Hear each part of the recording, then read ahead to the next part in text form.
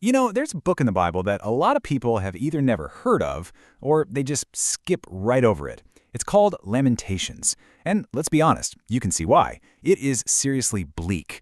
But what if I told you that this ancient text is actually an incredible gift, a kind of roadmap for getting through our absolute worst moments? So let's dive in and rediscover its power together. I heard this great story once about a woman who told a professor, "I don't read that book, it's just terrible." And his response, which he came up with later, was just perfect. He said, "Yes, it is a terrible book, but it's a book for terrible times." And that right there, that's the whole point. Lamentations isn't for a casual Sunday afternoon. No way. It's the script someone hands you when your entire world has just completely fallen apart. To really get its purpose, think about a day of national grief that we all understand, like September 11th. It's just burned into our collective memory. Well, for ancient Jewish history, the equivalent of that is a day called the Ninth of Av. It's a holy day that marks the destruction of the Jerusalem temple way back in 586 BC. I mean, this was an event so catastrophic, the Book of Lamentations is still read out loud every single year to remember it. So what was this disaster? We throw around a phrase like the fall of Jerusalem, and it sounds so distant, so historical. But you have to understand, for the people who were actually living through it, this was the apocalypse. It wasn't just losing a war. It was the absolute end of their world as they knew it. Their nation, their king, and their holy temple, the very center of their universe, just gone. A huge piece of this puzzle is just geography. The little nation of Judah was basically a land bridge, stuck right between the two clashing superpowers of the day, Mesopotamia up north and Egypt down south. There's this fantastic Korean proverb that just nails their situation. When the whales struggle, the shrimp's back is broken. When those imperial whales went to war, the tiny shrimp of Judah was always at risk of getting crushed.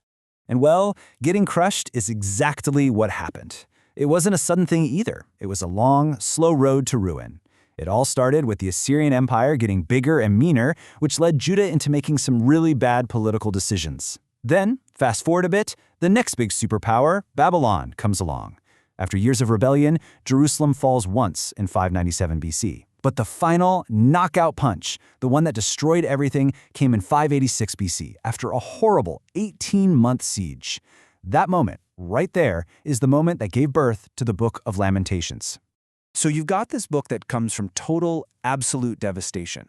Where do you even put a book like that in the Bible? It's a really fascinating question, and what's cool is the answer actually changes depending on which Bible you happen to open. In the Hebrew Bible, for instance, Lamentations is in a section they call the Writings. It's grouped with 4 other short books that are all read out loud during religious festivals. So its placement really emphasizes its role in community memory and ritual. But then, you pick up a Christian Old Testament, and it's in a different spot, right after the book of the prophet Jeremiah. And that's because of a very old tradition that Jeremiah himself was the one who wrote it. Okay, but this is where it gets really interesting. Lamentations isn't just screaming into a void.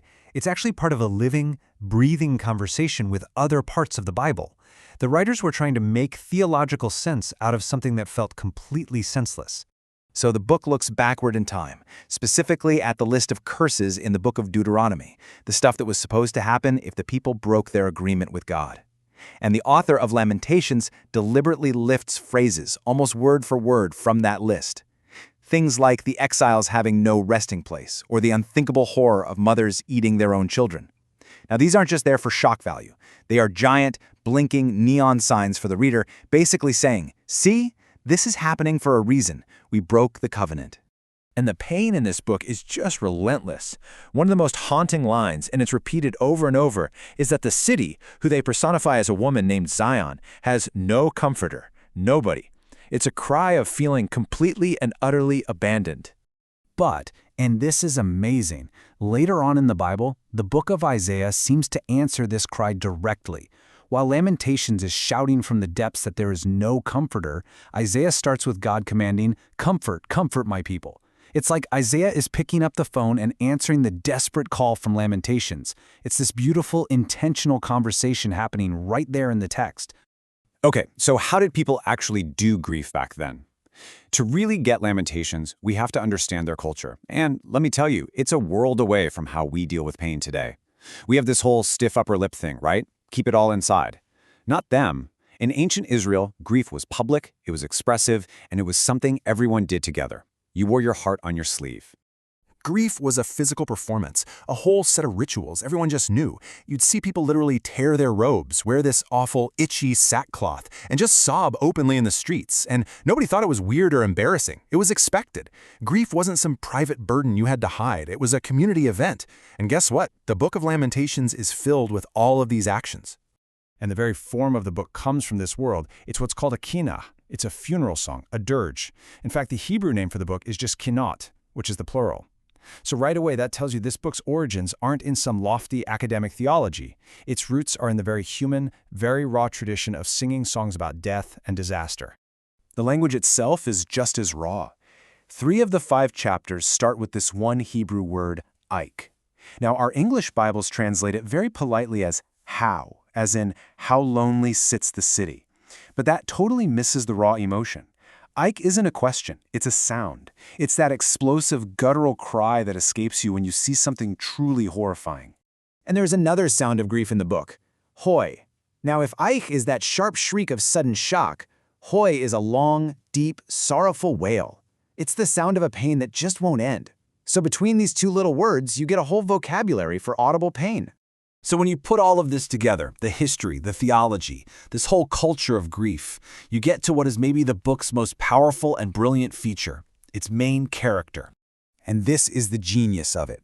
The main voice isn't a king, it's not a prophet, it is the city of Jerusalem itself, personified as a suffering woman, a widow, a mother who has lost all her children. This brilliant move gives an empathetic human voice to an entire community's trauma. And in doing that, it provides a model for how the people themselves should grieve. So what's the takeaway from all this? The Book of Lamentations gives us something incredibly rare, a script for pain. It tells us that our suffering is real, it's valid, and it deserves a voice. Which leaves us with one last, pretty big question, doesn't it? In our modern world, a world that so often tells us to just suppress our grief, what can we possibly learn from an ancient culture that didn't just make grief public, but actually made it sacred?